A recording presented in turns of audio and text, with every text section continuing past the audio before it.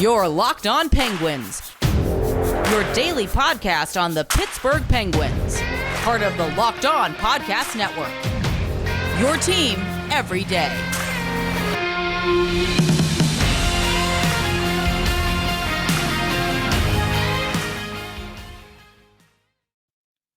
Hello, welcome to this Tuesday evening episode of the Locked On Penguins podcast. I am your host, Hunter Hodes. Follow me on Twitter at Hunter Hodes. Follow the show's Twitter at LO_Penguins. And of course, thank you all so much for making this your first listen of the day. What a win for the Penguins tonight. That is now 5 in a row for them. And they're now 10-2-1 in their last 13 games. Also, I should say, Paul, if anyone is watching this on YouTube, I apologize for the glare on the light over here. I'm going to be ordering a new webcam very soon. I'm going to set a reminder to, after I record this episode, to order one because I am so tired of the lights making me look like a fool on YouTube. It's just the last couple of episodes, I feel like the lighting has not been up to usual par. So that's definitely on my checklist, and I will be getting that for you all really soon. For those that listen on audio, you don't have to deal with that. But if you want to watch me on video, you can subscribe to the Locked On Penguins YouTube channel. You can just go search Locked On Penguins on there, and voila. But my biggest takeaway, I think, from this game, so we're going to do the takeaways in this first segment, go into some other stuff in the second and third segment, such as the play of Tristan Jari, Sidney Crosby, Kris Letang. But for this first one, we're going to do the takeaways. My first one for that is just the Penguins took care of business. And I know it's anything can happen in sports when you play a lowly team. The Penguins have lost to Montreal once this year. I know they've won the season series 2 out of 3. They've also lost to Buffalo one time. They've lost to Ottawa. They've lost to a couple other bad teams as well. But tonight they made sure not to lose to Montreal for a second time. They banked those 2 points when they badly needed them in a 5-2 victory. I know it wasn't the best of starts. I thought those first 10 minutes were anything but crisp, at least in my opinion, for the Penguins. They were missing a lot of their passes, just really sloppy play. But after that, those next 50 minutes, they really turned it on, outshot Montreal quite a bit in the second and the third periods. And overall, Pittsburgh took it to them in that second period. I know they gave up a lot in the third period, but a lot of that had to do with Montreal being 2 or 3 goals down. I think Pittsburgh was kind of just playing, I wouldn't say prevent defense, but they were turtling a bit, and that's expected. You kind of just you're waiting for the final whistle to blow. But still, you score 5 goals against a bad team. Montreal did not have Brendan Gallagher in there, Josh Anderson, Christian Dvorak, Joel Edmondson, obviously no Shea Weber, no Carey Price, Paul Byron's not in the lineup. They were missing a hell of a lot of players, and Pittsburgh made them pay, and then some.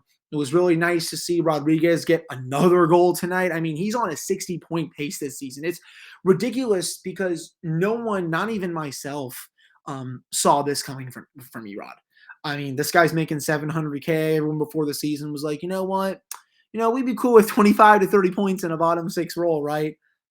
Dude's coming out here and producing at a 55 to 60 point level. So if he keeps this up for the rest of the year, and who knows if he does, there's going to be a lot of teams lining up to pay him quite a lot of money next July. That's for sure. But, also another one of my biggest takeaways from this one, we finally, the Penguins that is, got goals from defensemen. And it's about frickin' time. Here's a stat that I'll throw out there for you all. This was the first time the Penguins have gotten a goal from one of their defensemen in over a month. Early November was the last time they got a goal from one of their defensemen. It is crazy that it has been that long since they got a goal for one of their defensemen. Prior to Mike Matheson's win tonight and then Brian Dumoulin, the Penguins only had 4 goals from their defensemen all year. That just goes to show how they just really have not been getting enough offense from the blue line. It's something that I've discussed a couple times on this podcast. I know some other people on different outlets have discussed it more, but it was a little bit of a problem, but it got rectified a little bit tonight. Just a really Nice shot from Matheson. We're going to get to him actually right after this with one of my takeaways. And then Brian Dumoulin gets his first of the year. There's not many better things in Penguins hockey than watching the big man Brian Dumoulin get a goal, just because it's so rare when he does it.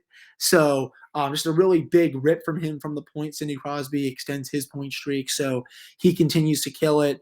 Now, to my next takeaway, this was the peak Mike Matheson performance. So you have the amazing spinorama move where I think he was setting up, I want to say it was Evan Rodrigues in the first period, robbed point blank by Jake Allen. If it wasn't Rodrigues, I think it was Kapanen. I'm going to have to double check that. But has this amazing spinorama move, sets up a Penguin for a chance, then gives it all back the other way for Montreal's first goal, leaving Jonathan Drouin all in front and basically doing a weird spinorama pass, which led to that turnover. Then he scores the goal. So again, this was the total peak Mike Matheson performance. This is what he does when it's full chaos. He's always been the full chaos player. He will do something that you will be like, oh my God, that's insane. And then he'll also do something where it's like, oh my God, can you please never do that again? We saw both of those tonight. And oh yeah, he scored a goal on a really nice shot past Jake Allen. This is what you get with Mike Matheson. You take the good with the bad. I know there's usually more bad than good with him. I know he's good at moving the puck as well. But, I mean, this is what you're going to get with him on a yearly basis. So, everyone might as well just get used to it, I think, at this point. Tristan Jari, I thought he played phenomenal in this one. The two goals, I really can't blame him. The Drouin goal was really just a beautiful move in front of the net. And then the second one, I forgot to mention this one for Mike Matheson. He then, after the goal, stands in front of Tristan Jarry where he can't see the puck, and then Montreal scores with 3 seconds left in the second period off one of the rookie defensemen who gets his first career NHL goal and only his fourth career game. So congrats to him. But Jarry probably would have had an easy save there if Mike Matheson decided to not stand in front of Jarry and allow him to play his position. But for some reason, he decided to, again, stand right in front of him. There was really no need to, because I don't think that other Montreal player was going to deflect it. And, Jarry just can't see the puck. So, I mean, so that those four things right there sum up a Mike Matheson game. That's what you're going to get. And I hope everyone starts to get used to it sooner rather than later, But Jarry did make some pretty big saves throughout this game. I know he kind of got bailed out with a lot of posts. Montreal hit 5 posts in this game, believe it or not. I mean, that's just crazy to say. But, just another really strong performance from him. He came into today 6th in goals saved above expected. I would expect him to stay right around there going into tomorrow via moneypuck.com. So, those are really my main takeaways from this one. I already touched on Evan Rodrigues, of course.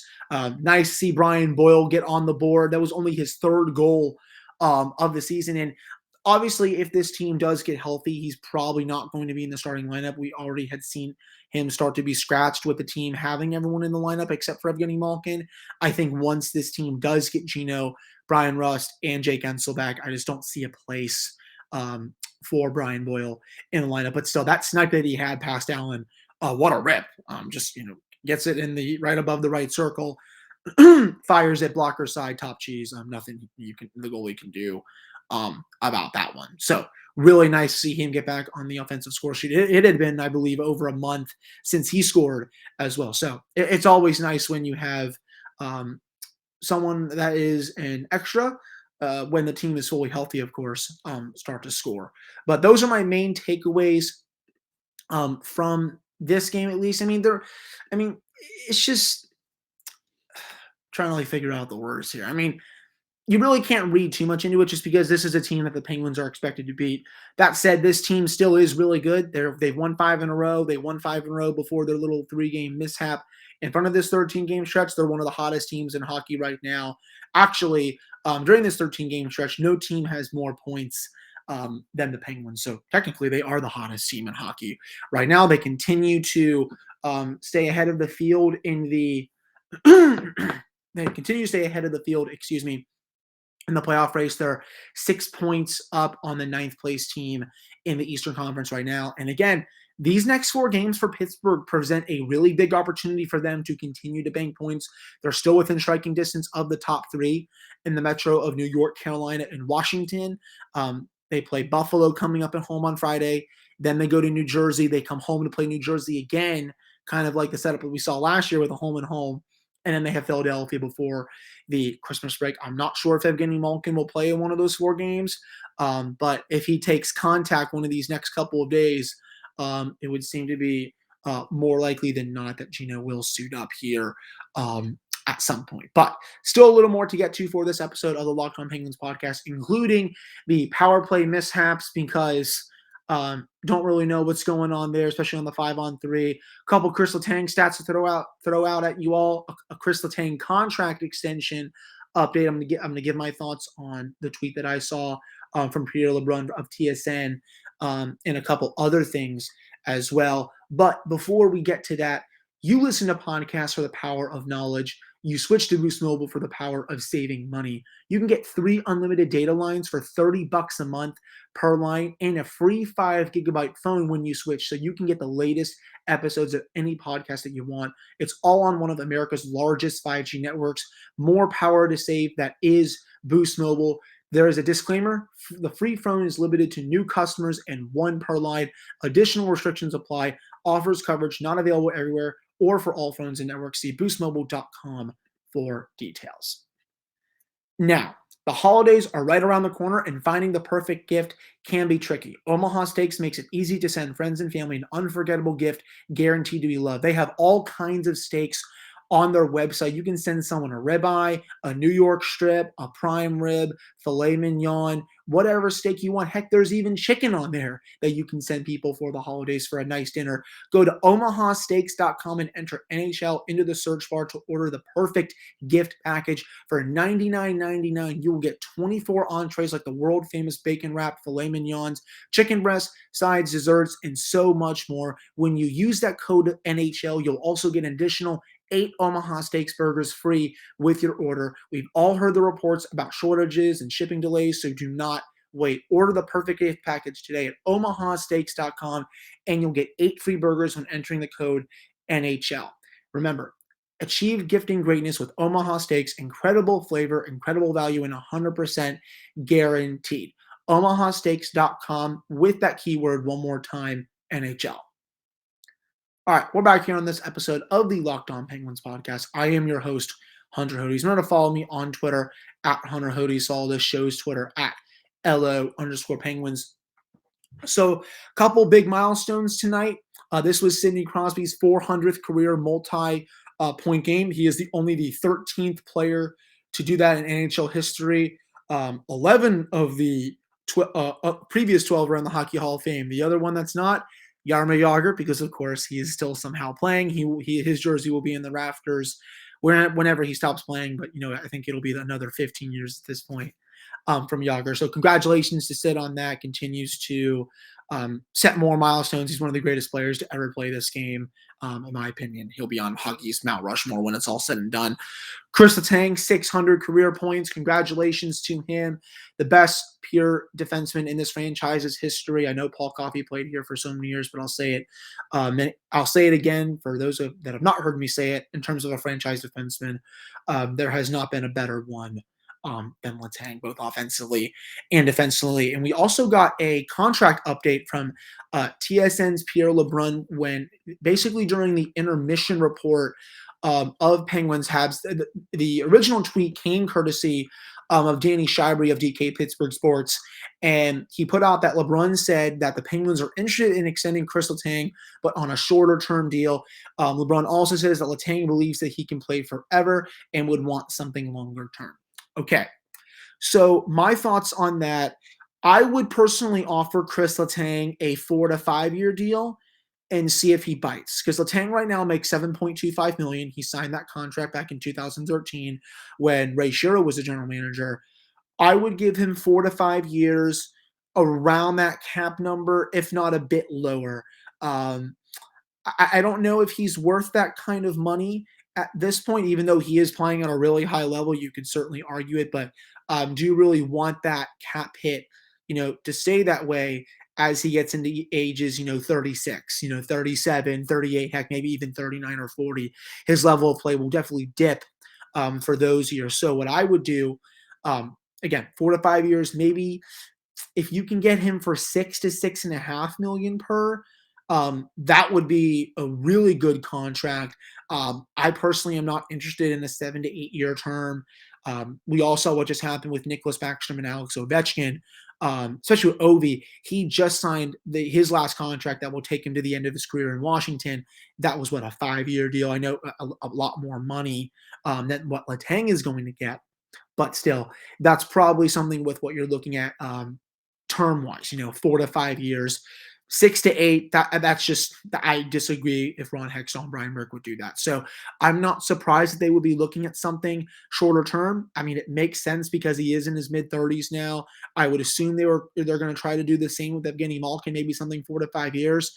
That said, they got to find a way to get both of these players now locked up, not just one. I mean, these are two of your core players. They've been with the organization since they were drafted. They've been with them, for as long as Sid has been here. You don't want to, if you're breaking up one or two of these players from the core, that just signals to me that, you're kind of going to be rebuilding, at least, because if one or both of them leave after the season, you really don't have anyone that can step in, that's a prospect, someone from Wilkes-Barre, or even someone that's on the team and can give that same value that player brought to the lineup on an every night basis. So hopefully Pittsburgh will be able to figure out something sooner rather than later with both Letang and Malkin, but I figured I would share that update with you all in case some of you all did not see it on TSN or did not see Danny's tweet that he had during the intermission report. So yeah, 4 to 5 years, 6 to 6.5 million per if you can, but if it is 7, I wouldn't be too thrilled with it, but I would be able to live with it considering what Kris Letang has done for this franchise. He's the best defenseman in this franchise's history. And, he had another really strong game tonight as well. He's gotten so much better these last few years at really just defending his own zone, was making the right play with the puck every time. I said it last week, I'll say it again. As he gets older, it also feels like he gets younger at the same time with the plays that he's making on an every night basis. This is some extraordinary hockey that we're seeing from him right now, and I really hope people do not take it for granted because it is going to be weird when he is eventually not on this team anymore. Now, for the special teams, you have the good and the bad. The good, obviously, the penalty kill, sensational. It has been also a full month since the Penguins have given up a power play goal, which is just crazy to say. This is now 32 straight penalty kills by the Penguins. It's extraordinary. To be honest with you all, that they keep killing penalties at a rate this good. And the best part, they're not even giving up a lot of high quality chances when they're down a man. Sure, Tristan Jari is making a lot of good saves, but he really hasn't had to sweat his tail off making those saves because the PKers have made it easier for him than it was last year, where the unit was just absolutely terrible. So obviously Montreal does not have a good power play. They have one of the worst units in the league, but to see them continue this streak is nothing short of awesome. Now for the power play, I don't know what's going on with the 5-on-3s that they get. They had a $143 of a 5-on-3 tonight.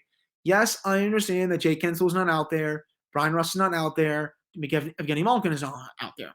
That said, Montreal has the worst penalty kill in the league. You should be able to get a goal with 103 seconds up 2 men.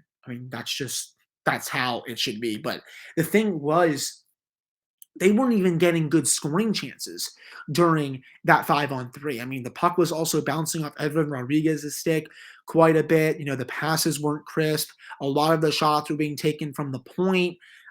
They were not getting to those high danger scoring areas that, they have in the past with these situations. And, I don't know what the fix is. I guess it's maybe just to get healthy, but it is weird because it seems like, when they get a 4-on-3 or something like that in overtime, they do a lot better with that. But yet in a 5-on-3, they can't score a power play goal. It's something that I really don't understand.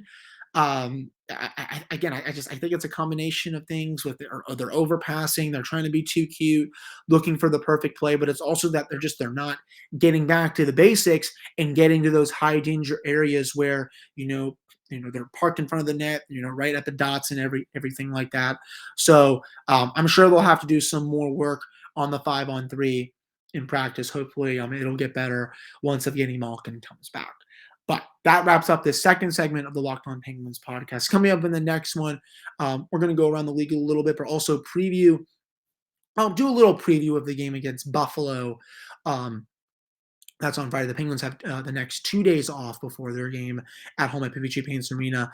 Before we do that, though, founded in 2009, Stance Apparel represents a radical reinvention of socks, underwear, and active apparel with a sharp focus on comfort, quality, and creativity. Stance brings an atypical aesthetic, alongside some of pop culture's hottest collaborators for the ultimate in style and self-expression. Because everything you wear should be a direct extension of who you are and how you feel. Stance believes that the perfect fit matters more than fitting in, that those who feel good do good. Go see for yourself. Register for an account at stance.com and enjoy 15% off your first purchase. Some of my favorite designs, Batman, I'm a huge sucker for them. Star Wars, especially with The Mandalorian, the Book of Boba Fett that comes out in a couple weeks. Marvel, anything Disney, Lord of the Rings. Those are the ones, that I personally wear the most socks-wise when I just want to have fun and stuff like that. Just going out to like a fun bar or whatever. But register for an account at stance.com. Get 50% off your first purchase. Use the promo code Locked On at checkout to apply. Enjoy the color and comfort of a life less ordinary with Stance. All right, welcome back to this episode of the Locked On Penguins podcast. I am your host, Hunter Hodes. Remember to follow me on Twitter at Hunter Hodes. Follow the show's Twitter at LO_Penguins. I wish I had more to touch on about this game, but there really wasn't much else to discuss other than the topics that I brought up on the show. I think I saw this tweet from Danny earlier on in the day. He asked, for everyone's top 3 Penguins MVPs this year. For mine, I would go Jake Guentzel number 1, Tristan Jari number 2, Evan Rodrigues number 3, and a nice honorary mention to Mike Sullivan because he has done a tremendous job. I'm sure he's probably not even going to be nominated for the Jack Adams, which is an absolute joke, but this is some of his finest coaching work yet, especially with dealing with the huge COVID outbreak. And speaking of COVID outbreaks, today was a banner day for that, with just the NBA, NFL, and the NHL having so many players test positive. I hope all these players get better ASAP. I'm not sure if the season is going to be put on pause or something. I think the NHL and the NHLPA doctors are having a call tonight to see if they have to change some of their protocols. I can't see that happening in terms of a pause, but I could see some tighter protocols being put into play. But, again, going back to what I was saying about Sullivan, just with dealing with that, all the injuries that he's had to deal with as well, just another one of his finest coaching performances yet. And there's going to be a day very soon, I'm sure, where we're all going to be missing Sully because he is just a tremendous coach. There are not 3 coaches better in the league than him at this point. Another honorary mention, Marcus Patterson and John Moreno. Moreno has been really good, I think, this season. And not enough people, I think, are talking about it. Obviously, he hasn't been scoring a lot. This is the first year of that mega extension that Jim Rutherford signed him to about a year ago. But he's playing really good defensively. He did have that play against Washington, that beautiful feed to Danton Heinen, where he was being a bit more active in the offensive zone. I want to see more of that from John, but he's been steady as he goes with his usual partner, Marcus Patterson. He's not having to carry around Mike Matheson's corpse on a nightly basis. Just a really strong performance so far from Moreno. And then, the same with Patterson. They mesh well together. Marcus has been great in front of the net, great in his defensive zone. I know he hasn't provided a lot of offense yet this year either, but you're not paying him for his offense. They have Kris Letang who can drive that. Mike Matheson can do that in some degree. John Moreno has been driving a little more offense so far this year. But, and compared to last year, I should say. He's not driving a lot of offense, but compared to last year, it is a bit better. But again, you're not paying Patterson to drive a lot of offense. You're paying him for his defensive ability.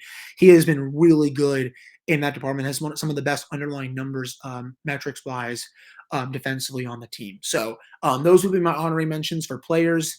And then obviously, I almost thought I did not say Jake Gensel, but he was the first one I talked about. So I have no idea what the heck I'm saying anymore. It's just that just goes to show that I'm getting a bit tired as we near the end of this episode. Then, of course, Mike Sullivan, who I already touched on. But coming up soon, this is just like a minute preview for the game on Friday. We're going to do a much deeper preview coming up later this week. Penguins have Buffalo. The Sabres only have 47% of the expected goals this year per money puck, and only 44% of the actual goals. This is per 5-on-5. They had a nice start to the season, but they've definitely gone downhill a little bit. I mean, and that's to be expected. They weren't going to keep this up. They don't have the talent to compete with a lot of other teams on a nightly basis. They're 8-15-4.